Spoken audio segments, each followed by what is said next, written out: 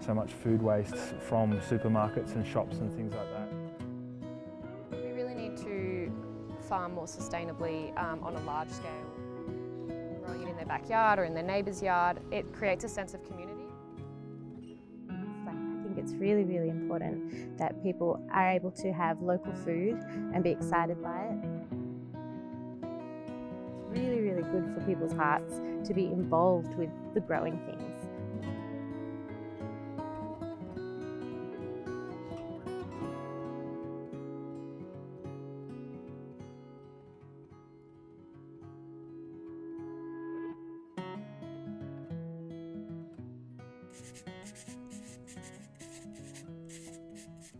My name is Jacinta Carmichael Parissi and I work here at Lyttleton Stores Co-op. I'm a co-founder and I currently still work here in operations, doing both the management of the retail store and of the kitchen. If you're eating things that are being grown in your area in the moment, they're full of life. If you're shipping things in from really far away, they're lifeless food.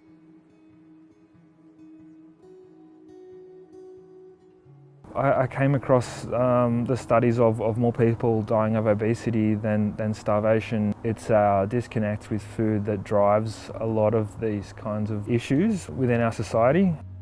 Farming is one of those things that is the most devastating thing we do to the environment in terms of topsoil degradation, water loss. And so I think if we can start to look at some of these issues from a local perspective, and tackle it from basically the way we interact with the environment through our food.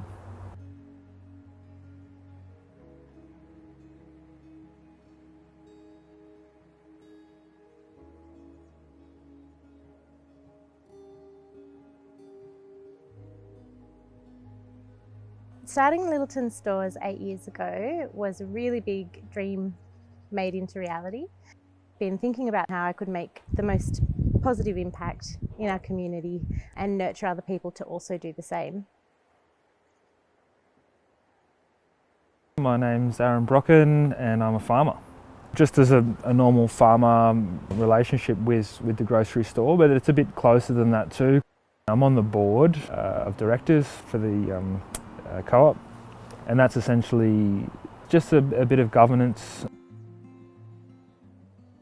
A cooperative is member owned.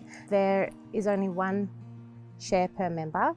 In no way can it be corrupted by people owning more shares and having more power. It means that the power is distributed amongst the entire membership base, and it means that we can really always stick to our core ideas and goals, never mind who's kind of being involved.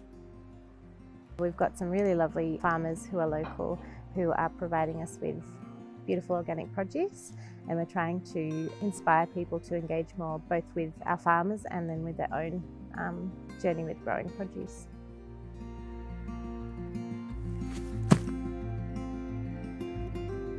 We have a really large kind of customer base. We have people who are visiting from far away. We have members who live in Lawson and just walk up daily. And we have everyone in between who might know us from the internet and then come and do our workshops, but they live in Sydney. My name's Rhiannon. I am the owner and grower for Mountains Gourmet. So I'm a grower for Lyttleton Stores, so I don't work for them, I provide food for them. I also do a lot of consulting, so I go to other people's homes who would like to increase their food production on their property and help them start that for the Blue Mountains specifically. So it's quite a harsh growing environment up here and a lot of people do struggle, so just addressing some of those basics really helps people along. We do gardening workshops, we do cooking workshops, we do craft and art workshops. Our workshop program has changed a lot over the years. We've had all sorts of different teachers coming through, both local, primarily local, and then also from further afield who are experts in what they do. For events and things like that too, you know, like the day where a bunch of farmers came to give a talk. I think the traditional system of farming has a lot of farmers sort of going up against each other in the marketplace. A lot of farmers will have a vested interest in other farmers doing poorly. And on the other hand here, I think we're raising awareness of the importance of local food and what it means to the community. And that farmers talk was really important to us because we'd like to be more engaged with shaping the future of food in the Blue Mountains.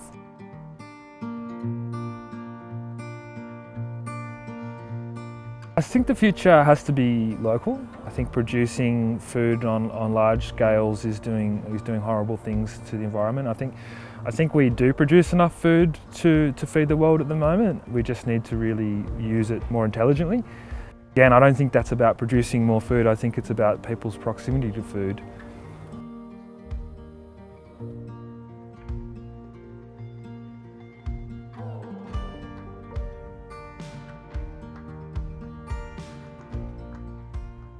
There'll always be a need for places like this that are community hubs for other growers to provide their produce and their surplus.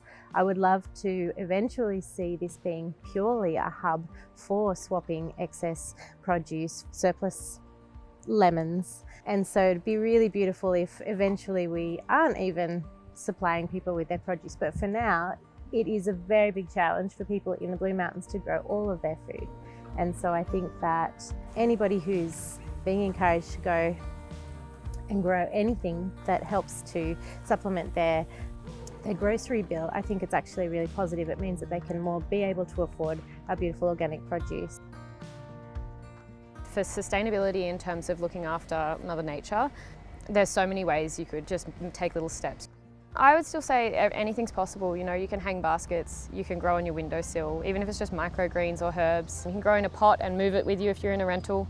Like I'm in a rental, I move a lot of my veg with me in pots, even flowers for bees. You don't have to be eating things to be sustainable. You could be growing flowers for your insect colonies and things like that. So there's lots of options.